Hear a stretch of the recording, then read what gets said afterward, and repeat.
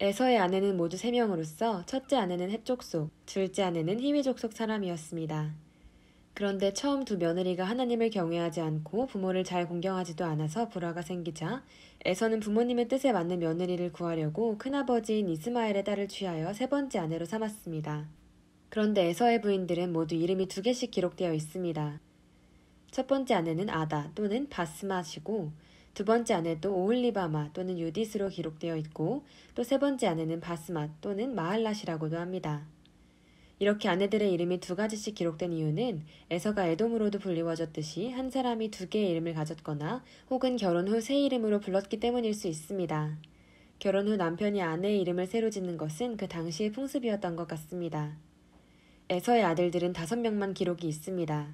첫째 아들 엘리바스는 하나님의 힘이란 뜻으로 욥의 세 친구 가운데 한 사람인 엘리바스와는 다른 사람입니다. 둘째 르우엘은 하나님의 친구란 뜻입니다. 에서의 아들 엘리바스는 첩 딥나를 통해서 아말렉을 낳았습니다. 아말렉은 첩의 아들이므로 다른 형제들에 의해 배척당해서 따로 가나안의 남쪽 지역에 떨어져 삽니다. 이 아말렉은 훗날 이스라엘이 출애굽 후 가나안 땅으로 들어가려 할 때 그들을 크게 괴롭힙니다.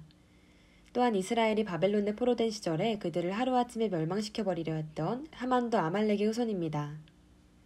에서의 아들들의 이름은 초창기에는 하나님의 힘, 하나님의 친구 등 믿음으로 지은 것이 있습니다. 그러나 이는 아마 에서의 믿음 때문이 아닐 것입니다. 아내들을 우상 섬기는 가나안 사람 중에서 구한 사람이 자녀들에게는 바른 믿음으로 살라고 이렇게 이름 짓기는 어렵지 않겠습니까?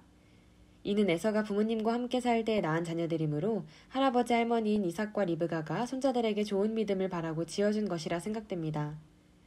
혹은 그가 처음에는 부모님을 기쁘게 해드리려고 이렇게 지었을 수도 있을 것 같습니다. 에서는 세일산 지역에서 살다가 아버지가 연로해지자 아버지를 가까이서 모시기 위해서 헤브론 근처로 옮겨온 것 같습니다. 그러다가 아버지 이삭이 돌아가신 후에도 한동안 헤브론 지역에 살며 야곱과 교류합니다. 그러나 후에는 자기의 가족과 모든 사람들, 가축, 재물을 이끌고 가나안을 떠나 다시 세일산 지역으로 가서 영구 정착합니다. 에서가 가나안을 떠나 세일로 옮겨간 이유는 경제적인 문제가 가장 큰 것이라 합니다. 즉, 야곱과 에서의 자산이 너무 많아서 한 곳에서 살 수 없었기 때문입니다. 그 당시 그들은 목축업을 하는 떠돌이라서 재물로 토지나 건물을 소유할 수 없었으니 그들의 재산이란 주로 가축과 종들 뿐이었습니다. 그런데 그들의 재산이 많다고 해서 헤브론 지역이 좁다고 말할 수 있을까요? 그럴 수 있을 것 같습니다. 그들은 많은 가축들을 이끌고 주변 수십 킬로미터 지역을 천천히 이동하면서 좋은 목초 지역을 찾아 가축들에게 풀과 물을 먹이는 방식으로 생활합니다. 그런데 그들의 숫자가 워낙 많으니 농경을 하는 원주민과의 충돌이 자주 생깁니다.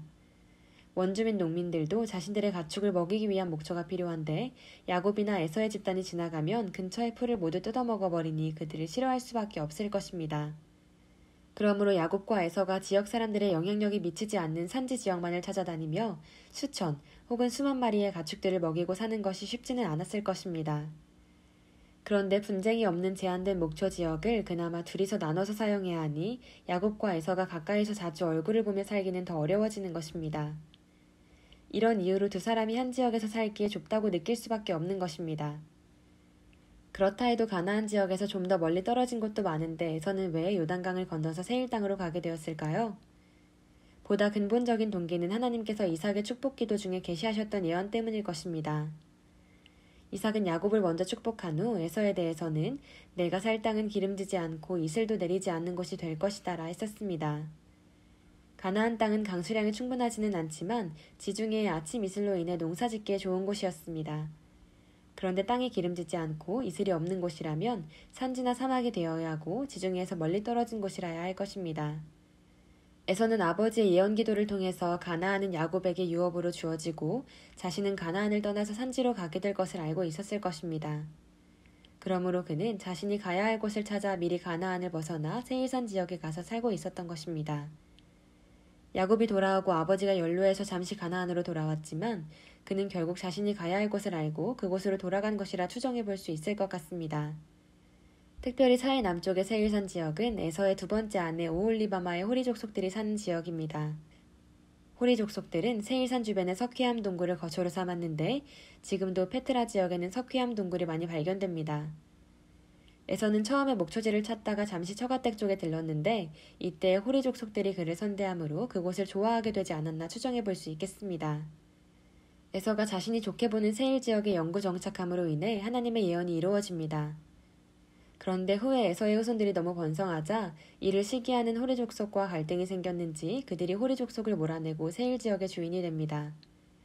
에서의 족속은 어떻게 한 가족의 힘으로 호리 족속을 능가하고 세일 지역에 그의 나라를 건설할 수 있었을까요?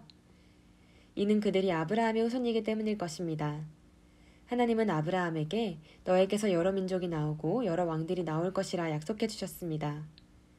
하나님께서 이 약속을 지키심으로 인해 언약의 후손이 아닌 이스마엘이나 그두라의 자녀들, 에서 등은 믿음 없이도 세상에서 강해지고 번성해 갑니다.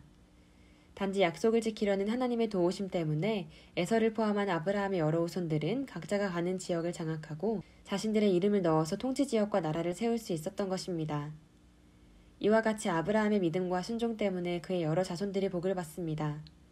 비슷한 경우로 하나님께서 다윗을 너무나 사랑하셔서 그가 죽고 난 후 250년이 지난 히스기야 왕 때에도 내가 나의 종 다윗을 위하여 이 성을 보호하여 구원하리라 하신 적이 있습니다. 하나님께서 다윗의 사랑과 순종에 감동하셔서 수백 년 후에도 죄 많은 후손들을 보호해 주시는 것입니다. 하나님께서는 나를 사랑하고 내 계명을 지키는 자에게는 천대까지 은혜를 베풀겠다 하시는 분입니다. 영원하신 하나님은 성품의 변화도 없고 언약의 파괴도 없으시므로 이 약속은 지금도 변하지 않았습니다. 우리가 하나님을 사랑하고 그의 말씀을 잘 지키면 우리의 자녀와 후손들이 복을 받을 수밖에 없는 것입니다. 에서는 세상적인 면으로 볼 때에는 야곱보다 세력이 크고 재산도 많았습니다. 또 인품으로 볼 때에도 야곱보다 나은 점이 많은 사람입니다. 그러나 그는 하나님의 뜻을 높이고 어떻게든지 믿음 안에 있으려 하는 모습보다는 육신의 삶만 살았습니다. 그러므로 하나님도 그를 찾지 않고 그의 마음도 점차 하나님과 멀어진 것입니다. 그래서 그런지 창세기에서 에서와 그의 후손들의 기록은 간단하게 단 한 장만으로 마감합니다. 이 한 장에는 하나님을 사모한 기록도 없고 그들이 받은 고난이나 하나님의 간섭하심에 대한 기록도 없습니다. 에서의 후손들은 야곱의 후손들보다 매우 이른 시기에 번창하고 먼저 세상의 부귀와 영광을 누립니다. 후에 야곱의 후손들이 이집트에서 노예 생활을 할 때에도 에돔은 벌써 국가를 건설합니다.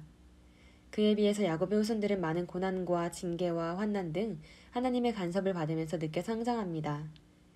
이렇게 보면 하나님을 버리고 사는 것이 세상에서 더 빠르고 완전하게 성공하는 방법으로 인식될 수 있습니다. 그러나 아브라함과 약속한 왕국의 건설이 끝나고 나니 믿음 없는 에돔 족속은 점차 하나님의 축복에서 멀어지게 됩니다. 그러다가 에돔 국가는 결국 다윗 왕 시대부터 이스라엘의 신하 국가가 되어 250년간 이스라엘의 지배를 받게 됩니다. 이스라엘의 지배가 끝난 후에는 바빌론에 의해 정복당하면서 점점 더 쇠잔해 갑니다. 하나님을 거절한 결과는 최종 멸망으로 끝나는 것입니다. 이스라엘이 형님 국가인 에돔을 오랫동안 식민 지배함으로써 작은 자가 큰 자를 섬기리라 하신 하나님의 말씀도 이루어집니다. 한 배에서 동시에 태어난 쌍둥이 두 사람. 한 사람은 하나님께 매여 있으려 노력하였고 한 사람은 자신의 삶을 사랑하며 살았습니다. 그런데 하나님을 버리고 육신을 택한 사람의 번성은 잠시뿐이었고 결국은 하나님의 손을 잡은 사람이 그를 지배하였습니다. 또한 하나님을 택한 사람은 마지막에 그리스도를 통해 온 세상을 구원하는 일을 하고 있습니다.